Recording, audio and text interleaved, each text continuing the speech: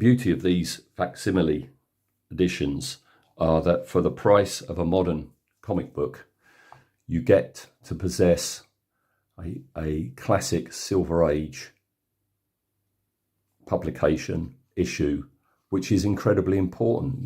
That they're releasing facsimiles throughout the decades of important issues, and this is one of them, Batman 181, Poison Ivy. And these are brilliant. If you've not sought them out, then do, because they are complete reproductions, including adverts, of the original issue. Obviously, brand new condition, printing is very good. And yeah, the only difference being the price is different. $3.99, whereas I think the original was $25. So this is the landmark issue, very first appearance of Poison Ivy. And as I have said on this channel, around this time, 66, the stories are just insane.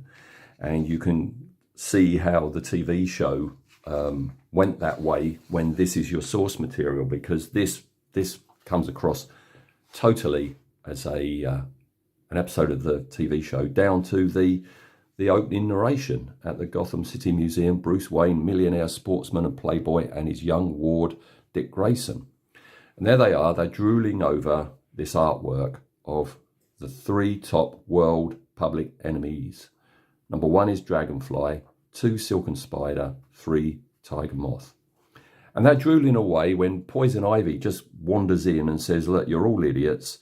I'm public enemy number 1 because the crimes I've done are so good, they haven't been discovered. Bruce is immediately smitten. All the press come in to take a photo. She says, mind if I just, boost my makeup a bit before? Off goes the flash bulbs.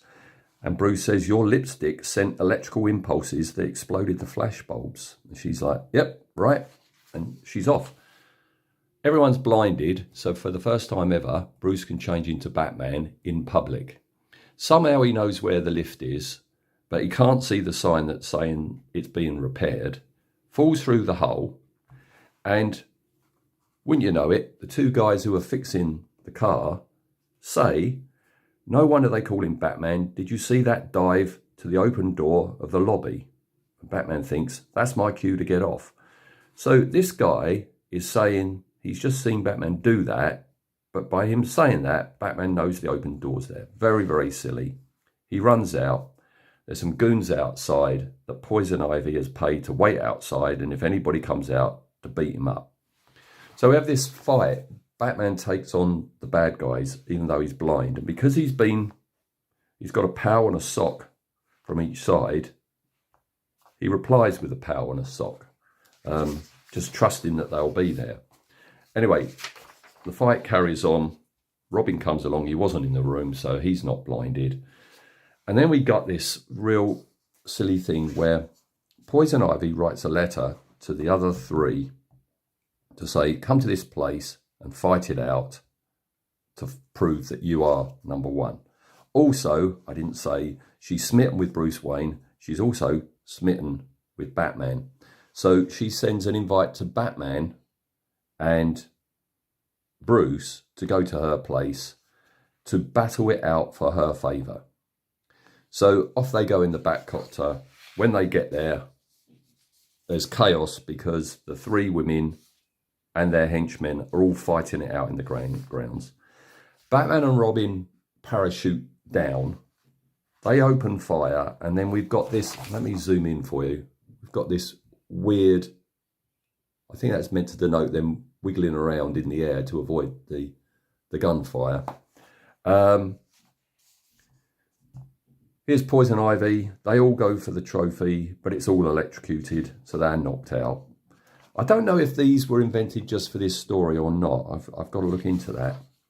But yeah, Batman's still smitten. She's got chloroform on her lipstick, so he's all groggy and everything, but manages to snap out of it and knocks her off the wall that she's climbing up with his batarang. And she warns them that once you've caught poison ivy, you'll never get rid of it. I'm not worried about getting out of here. You will help me. Just you wait and see. And the end caption says, you haven't long to find out, only until the next issue of Batman. So this is part 1. And the reason I'm doing this video today is I've had this facsimile for quite a while. But I've recently bought 182, which is looks to be a continuation of this story. All right. So yeah, so I thought I'd do this one first, do this one before. Right, as I say, all the adverts are the same. I'm saving the best till last now, right? So I'm just going to go past. Normally I'd review this story, The Perfect Crime, Slightly Imperfect, but I'm not going to because it's just so confusing. I can't even be bothered to actually try and explain it, other than this woman who's going to get an award for Best Crime Novel of the Year goes to the mystery analysts of Gotham City, this is the board, including Commissioner Gordon and Batman, and saying that she didn't write the book, right?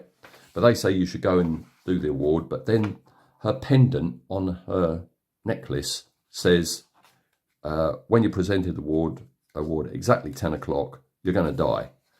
And it's just so silly, so convoluted. This bit here, I'll just show you this bit here. Batman starts to suspect that all is not right with this woman.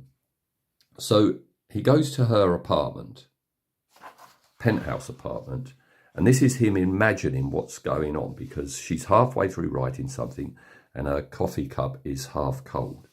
He imagines that someone comes in to kidnap her. And Batman thinks, obviously, she could not leave a clue in plain sight, right under the eyes of her visitor. But Kay's a very resourceful girl. Could she have found a way to leave a clue unseen? The only part of Kay the intruder would not see would be her feet and high-heeled shoes. Sure enough, here beneath her typing desk are marks made by Kay's high heel in the highly waxed and polished parquet floor. Numbers that read 117. There are only 2 penthouse apartments here, 116 where Kay lives and the next door one, 117. All very silly, and it is such a convoluted, complex. She's not the real writer.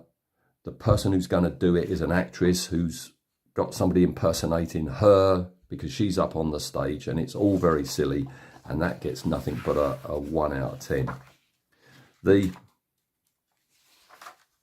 Beware of Poison Ivy's story, though, this is a landmark issue, and it is her first appearance, and reading it, it is so obvious that I know it continues over the years, but right from the get-go, we have the Batman smitten with poison ivy and Robin trying to snap him out of it, you know, and that went over the years, even up to the Batman and Robin film. So it's an important story. It's quite daft, but it's endearing. I'll give it a, let's have a half, 6.5, all right? But, like I say, there is something in here, and when I got this, I wasn't aware this was in here. It says double-page pin-up with Batman and Robin. But, look, behold this. Gaze upon it. It is an absolute 100% classic Infantino and Anderson image. I remember having this when I was little. I guess I must have had this issue, unless this was printed elsewhere. I had this issue back in '66 when I was 4, and I can remember it on my wall, right by the light switch. Me and my brother, at that time, we were in the smallest bedroom in the house, in bunk beds, and I was on the top bunk, and at the bottom of my bed was the door and the light switch. Light switch was here, Batman and Robin were there. And even though I was like 4 or 5, in my mind, that was actually written by Batman and Robin. That's what I like to believe. But I mean, that is a classic image, isn't it? In fact, this image of Batman was completely taken and put on the underside of the Corgi Batmobile. Embossed Batman is this image. as I say, absolute classic.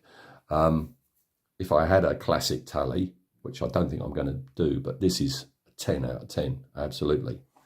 But while we're talking about covers, this is, again, Infantino and Anderson, and ain't much going on, but it is a classic. So it's going on my Facebook top 10 covers. I think this is a 6, or is it a 7? No, I think 6 is the pair teaming up to do that mad image of Batman being wrapped up by his chest insignia. So I think that's 6. So this is a 7. All right. So, okay. Thanks for watching. And as I say, I do recommend these facsimile editions.